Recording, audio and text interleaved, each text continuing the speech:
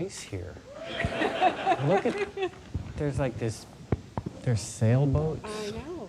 It's a shame you guys have to look at us, because back there, there's the island. I think I've DJ'd on that island before. I'm sure you have, yeah. I think even a few times. The first was in 1994. Oh, wow. A rave out there. Yeah. And then just recently, like, by the way, is my mic really too noisy? Are we okay? Can you hear? Yeah, I think you can hear us. Hello? Yeah? Thumbs up? Hello? It's okay? Okay, Okay, good. good. So what do you want to talk about? We can talk about the book.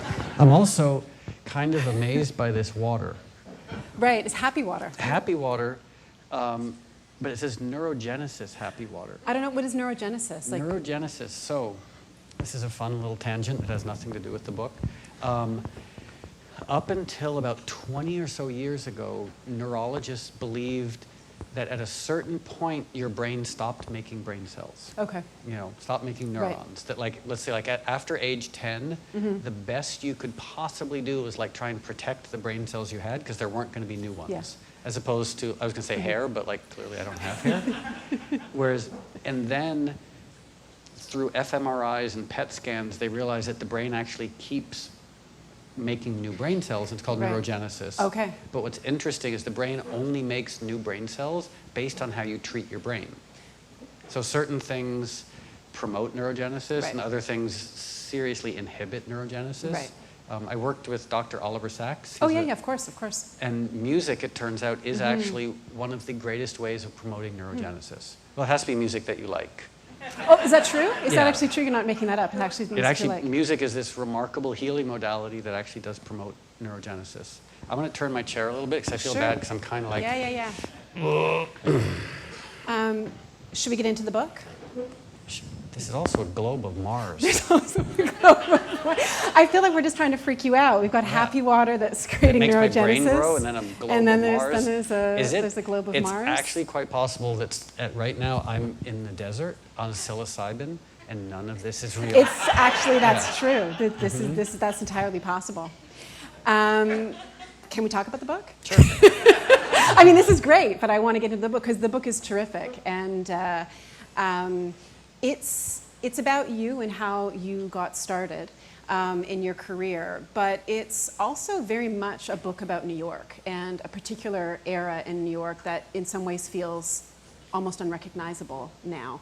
So can you talk about the New York you moved to in the late 80s and what that was like? Yeah, so and also I think that what's happened, and I'm stating the obvious, is over the last couple of decades, there's been this almost new type of memoir that's like a very discrete, like temporally discrete, geographically specific memoir, like Patti Smith's Just Kids, where it's about her, but it's also about New York and Robert Mapplethorpe and or even Bob Dylan's Chronicles.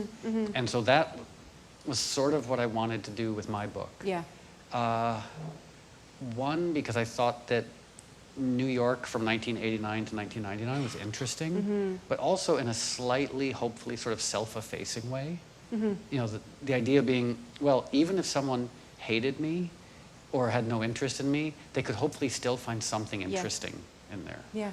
Yeah. So the New I York... think it's funny that you imagine people like hate reading a book about Or you. just being like, maybe they're like, I don't know, in a Slovenian hotel in the middle of a field somewhere, and this is, for whatever reason, this is the only book that's there. Right, and they have to read it. And it's like this diehard Eminem fan. He's like, oh.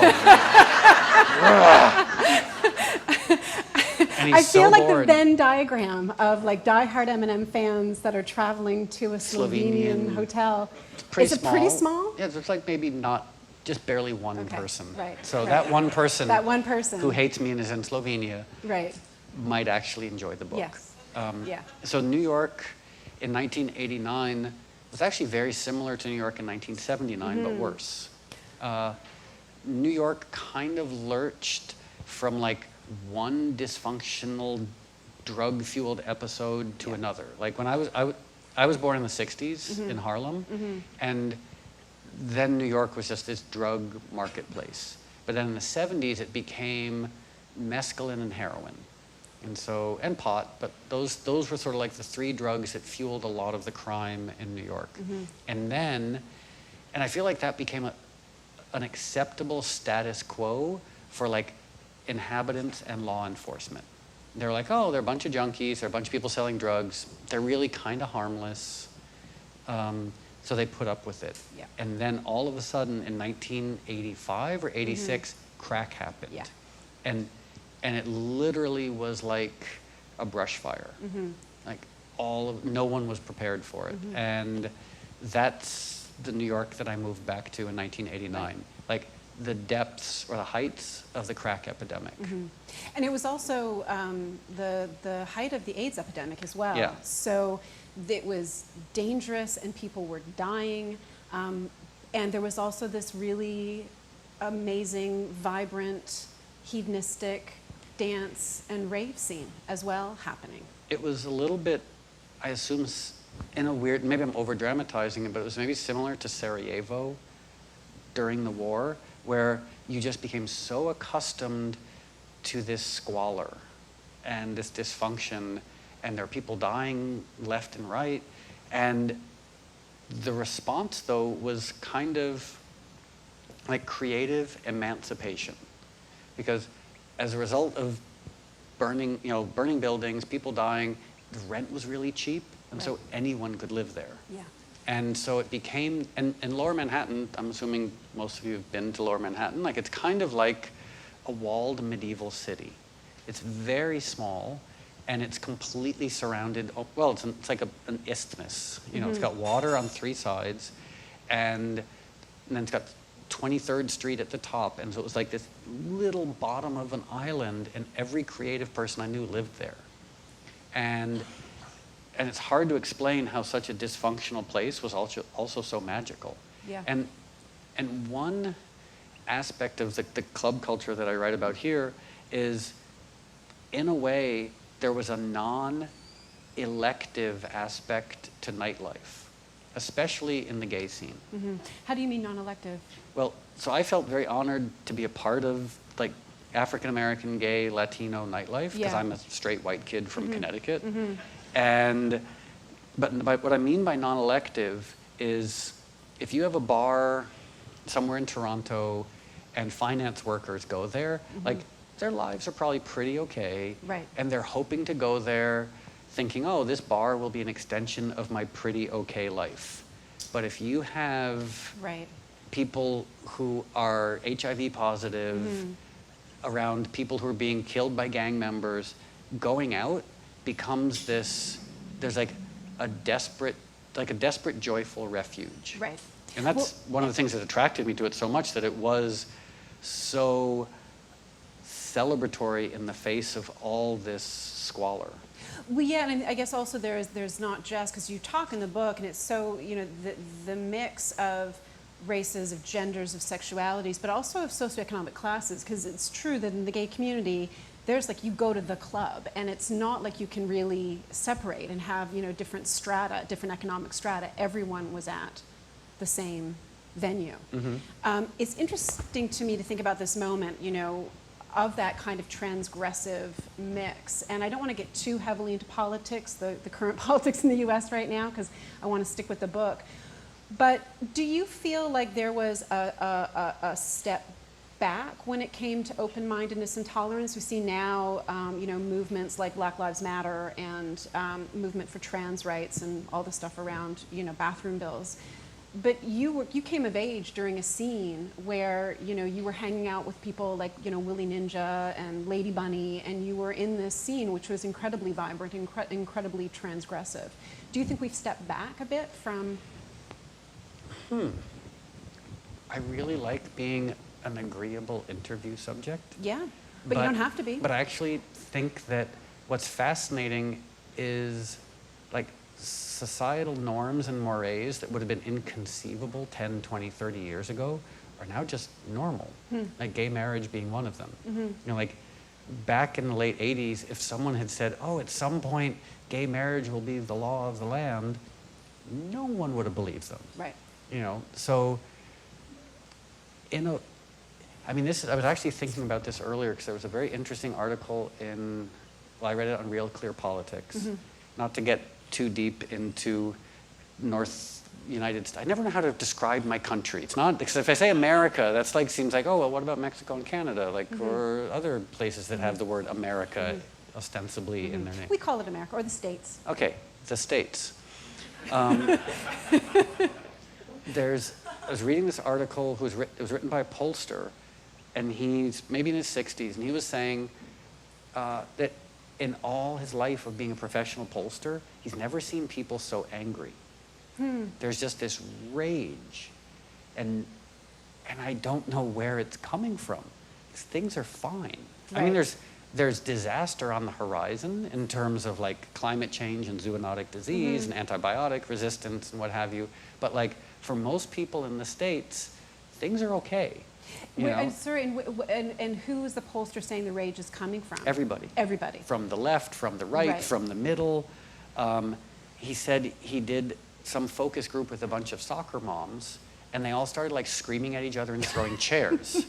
And I just wonder, like, is there some weird mind control ray that's making people full of rage? Because it's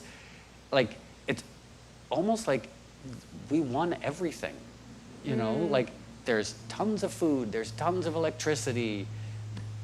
Even, like I was reading an article in the New Yorker about poverty in the United States, and like, non-ironically, they were talking about this one very impoverished family, and like, their poverty is made manifest by the fact that they can only go to Disneyland once a year, you know? And they're all obese. Like, it's the first time in history where, like, if you're impoverished, you're more likely to die of a disease of excess. Right. You know, poor people used to be skinny. Right. And die of, like, not having enough food. And now it's like, and so it's just, I'm just so confused as to where the rage is coming from. And maybe it's just the rage of boredom. Like, people like, there's nothing left to fight against, so we just start punching ourselves in the face. Do you think? I mean, do you think that's true though? Because I think about movements like movements against economic inequality or against police violence. You know, like a movement like Black Lives Matter or those sorts of movements, or the kind of real anger that seems to be coming out from people who feel shafted, whether they're Trump supporters or Sanders supporters. The sense that they actually don't feel like they have the kind of opportunities that a generation before did. Yeah, I guess it's, and I know this is sort of a tangent, but it's the fact that empirically speaking and looking at data, it's actually not, I mean, I don't want to challenge people's rage, but like none of it's really supported. Like I'm a big fan of Black Lives Matter, they're friends of mine, but police brutality is at an all-time low, you know? Prosperity is at an all-time high. Economic mobility is at an all-time high.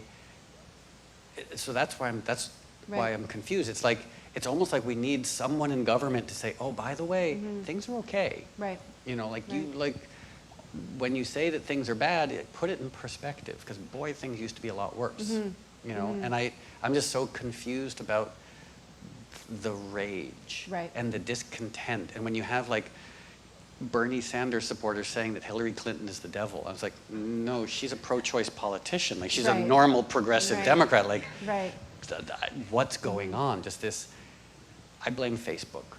Yeah, it must be that. Like, I don't know. Something, it's like, maybe it's just people sit in front of their screens and they cultivate this rage, and they feel so much rage, and they think, wow, if I'm feeling this upset, things must be bad. Right. And you want to say to them, no, you're just spending too much time on the computer. Like, you kind of just need to go for a walk. It's interesting when having spent this time reflecting on your past and reflecting on this particular decade, about a time where things really weren't good and you were living in a city where there was, so much tragedy.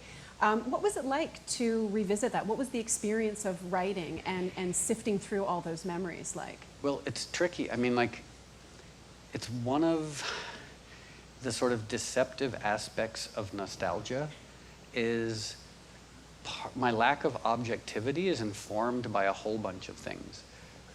One is just time and distance, but the other is aging. You know, like, I guess it was about 5 or 6 years ago, I went to a screening in New York someone had made a movie about these riots that had happened in New York around Tompkins Square Park in 1989.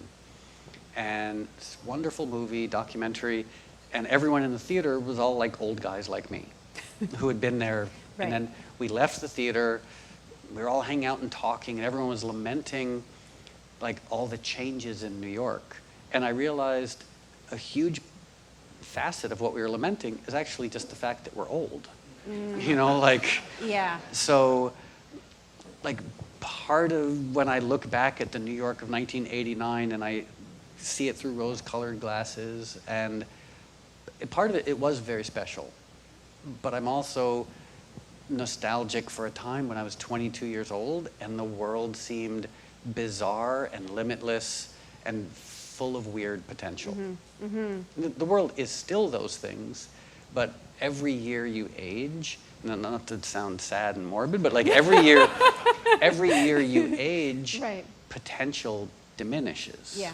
You know, not to like reach enlightenment or whatever, but to like For become sure. president or an NBA player. You know, like when you're Yeah. 10, the world is limitless. Like, Yeah. I could be president, I could play football, I could have hair, you know, like, and now I'm like, oh, most of those things will never happen. Yeah. Did you, because there is kind of, I mean, the book's very funny because you're very self-deprecating, and you know, you are often, I mean, it's just sort of this picaresque kind of story where it's sort of you moving from adventure to adventure, being this kind of wide-eyed kid in this scene, and you know, you'll be somewhere, you know, DJing, and suddenly Madonna will show up, and it's just sort of these, you know, you seem to have crossed paths, sort of Zelig-like, with just sort of everybody in that time. It makes me happy to hear you say Zelig. Oh yeah. So many people don't know the movie Zelig. Oh really? Oh, because that's what I really had that feeling of watching you move through. It's a little like Forrest Gump. Right. But right. Zelig, if you've never seen the movie Zelig, it's one of Woody Allen's best movies. Yeah.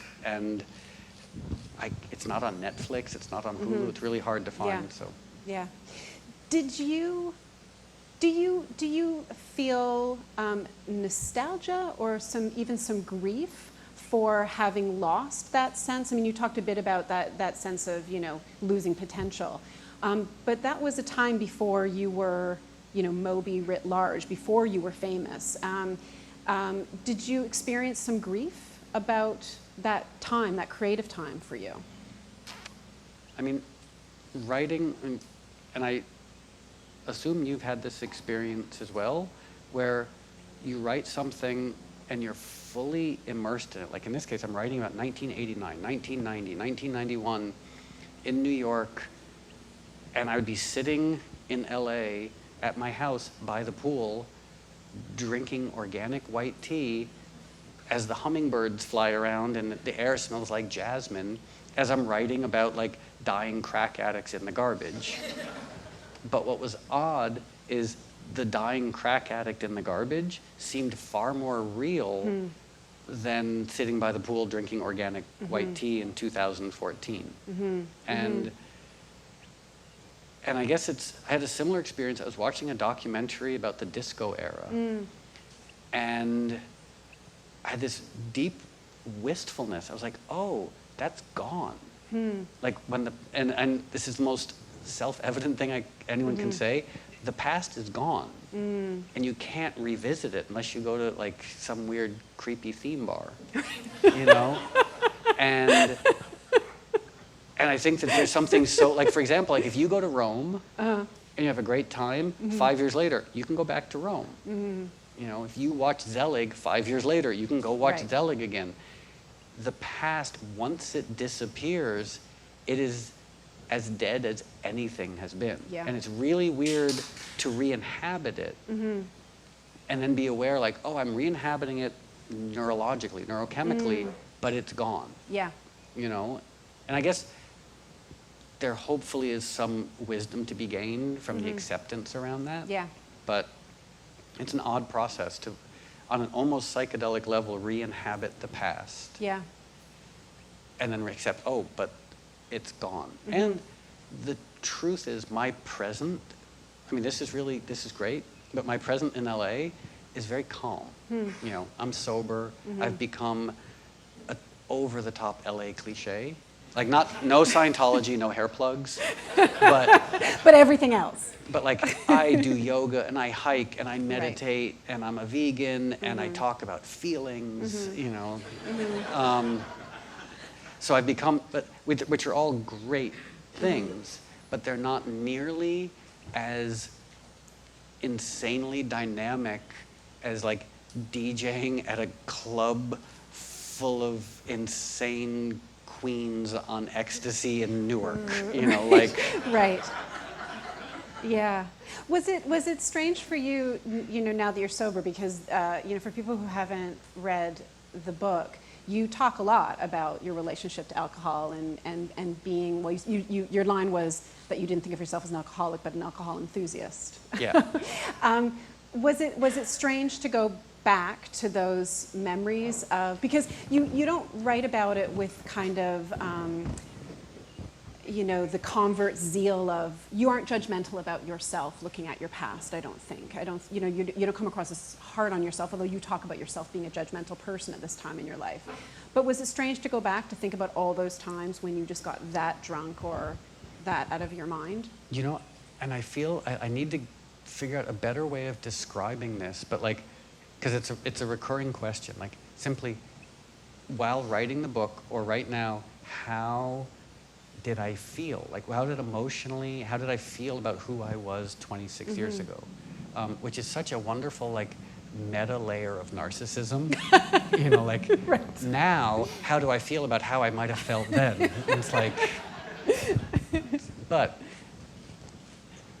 the feeling I kept coming up with was wistfulness.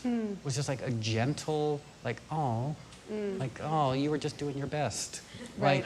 But that's kind of how I feel about most humans. Like as a species, we stumble along doing our best, trying to find things that help us to make sense of the world or make us feel better. And almost everything we do is either a waste of time or destructive, you know? And you're like, oh, come on, you guys, stop, you know? Just like, I know you're doing your best, but like, it's not working. Right. You know, and that's, for me in the book and for us collectively as a species, is like the fact that I kept doing things over and over again to increase my well-being without any indication that my well-being was actually being increased. You know, because we put up, I know this is a weird tangent, but this is all that I think about. We put up with a status quo solely because it's there. You know, we're like, oh, well, we've always used oil. You know, thinking about this period of your life, did that provide some of that insight and wisdom? I guess it's the difference between like the abstract or academic and the visceral. So abstractly, I felt like I had an understanding of some of these ideas, but there's something about writing about yourself and seeing the coping mechanisms that you were using that clearly weren't working. Yeah. And just it's the response to that. It's you either respond with derision or dismay or like gentleness. You know, so like in the book, if I'm like relapsing and throwing up on myself, I'm like, oh gosh, like poor little guy. Yeah. Like you really thought that was gonna work. You know? Yeah. Yeah. I want to talk, and again, I don't want to make the book sound like it's all about loss, but there is a theme of loss going through it, and you towards the end you talk about your mother's death from cancer. Sort of a spoiler alert. Yeah, sorry. And you had a complicated relationship with her. You had somewhat of an erratic childhood. You were quite poor, and it's been now almost 20 years since she's 18 since she passed away. 19.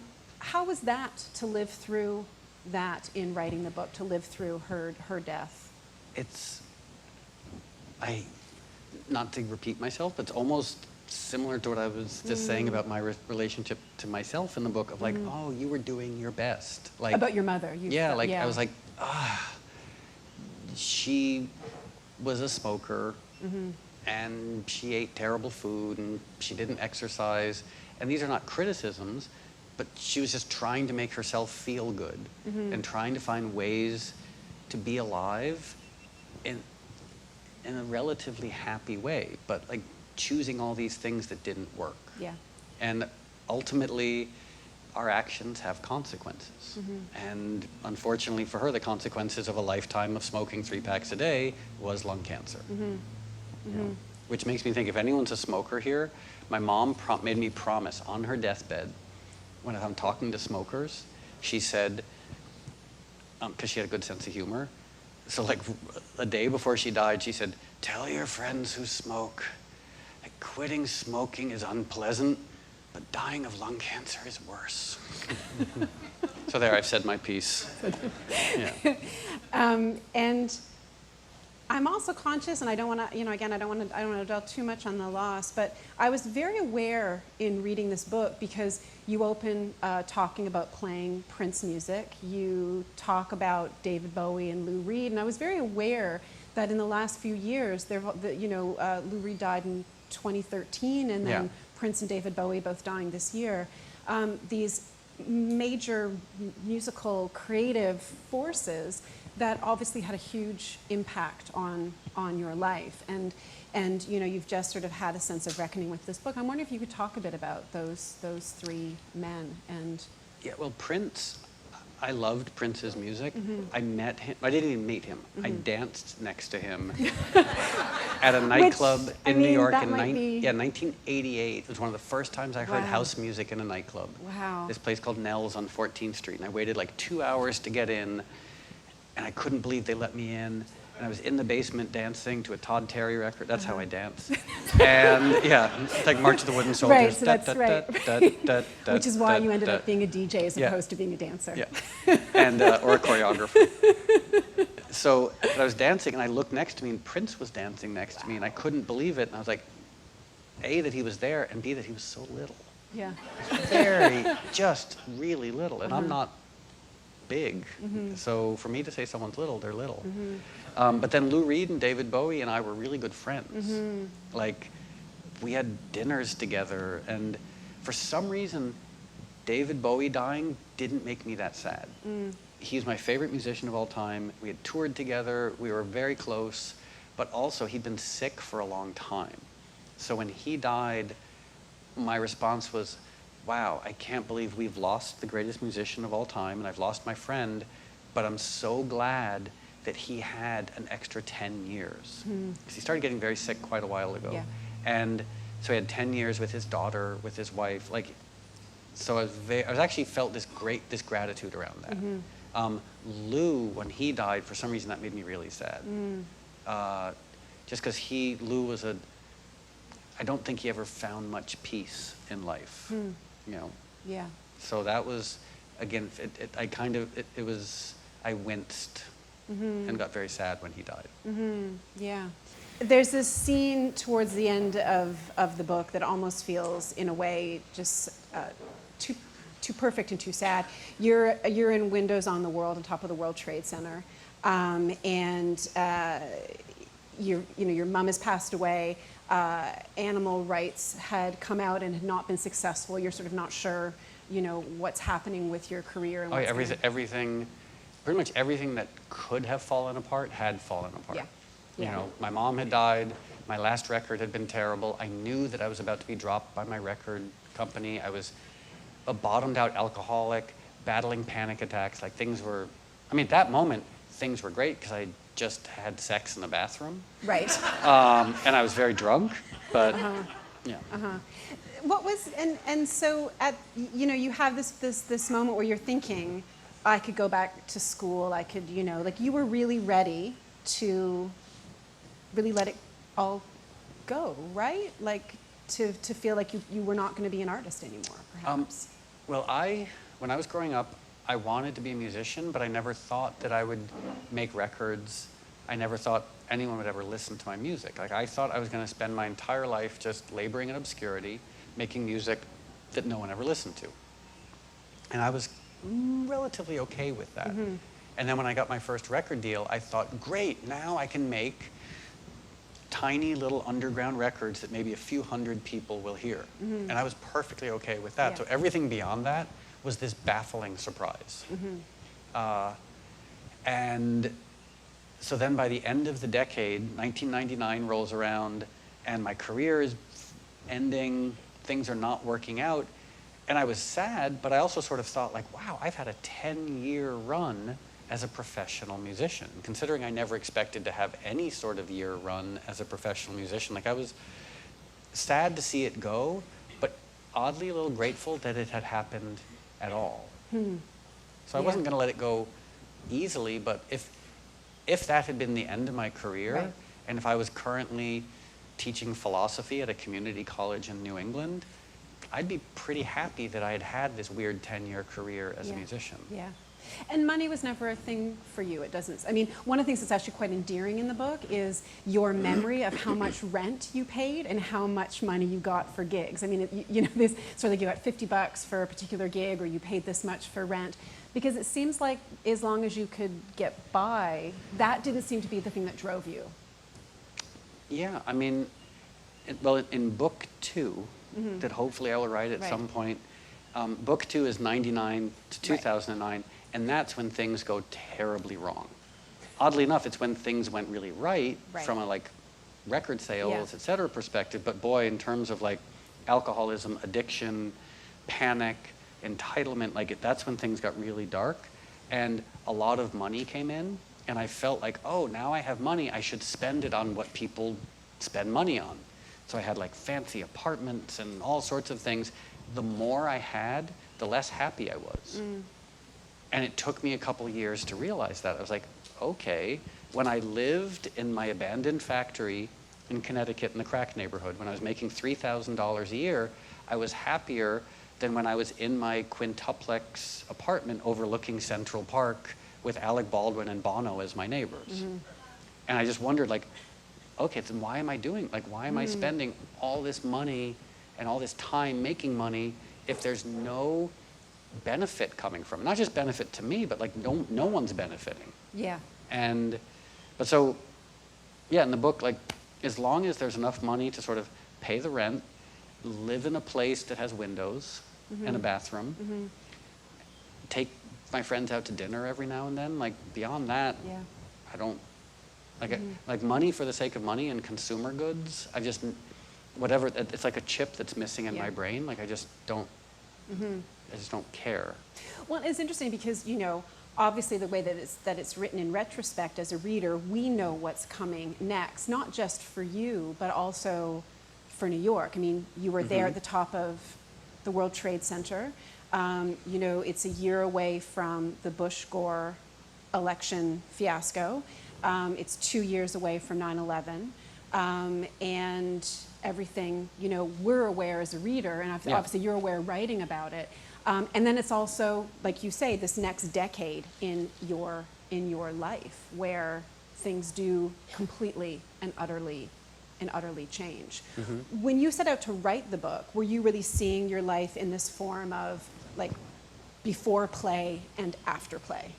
Yeah, I liked focusing on these 10 years, as I was sort of saying in the beginning, that like, there was, maybe this is overstating, but there was almost like a Great Expectations Dickensian quality of this young man from the country, see, walking and dancing are very similar, goes into the big city, and it's all shiny and exciting, and he meets a bunch of people, and he kind of gets destroyed by it.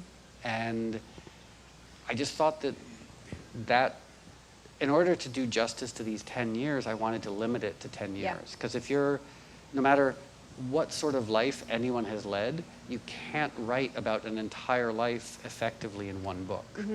You can try, but you're going to give short shrift to almost everything. And so I just thought, why not do these 10 years as this discrete little chunk and try and populate it in an effective, emotional way, rather than just gloss over a whole bunch of stuff. Why the name of the song Porcelain for the name of this? Well, one, because we couldn't think of another title. I literally came with my editor, with some friends, we came up with about 200 titles. Oh, really? And they were just bad. Like some really super pretentious. The runner-up title to this that I thought was clever, but I was told was a little too obscure and clever, was The Rave's Progress, not The Rake's Progress. Right, but, yeah, yeah. And so That's Porcelain... that's one of the chapters. Yeah, they let me use it as a chapter title. Yeah. So Porcelain, because it's the name of the song. Porcelain is white and fragile. I am white and fragile. And also, halfway through the book, I'd start throwing up a lot. And I threw up in a lot of porcelain things. See, I thought it was kind of, I don't know, that it was really because porcelain is, you know, it's the end of a relationship. And to me, this book feels like it's the end of, I mean, I know you left New York a little bit after this, but it really feels like the book is about you in New York, and it feels like you broke up with New York, and that's what it made me think my of. breakup with New York happened around 2010. I think it was, but it wasn't so much a breakup, it's more just like, we're gonna go our separate ways. Right. I mean, not to anthropomorphize a city of 12 million people too much and say like it was even aware that I was there, you know, like. Right. You weren't fighting over the CDs with. Yeah, with like that's my copy of Catcher in the Rye.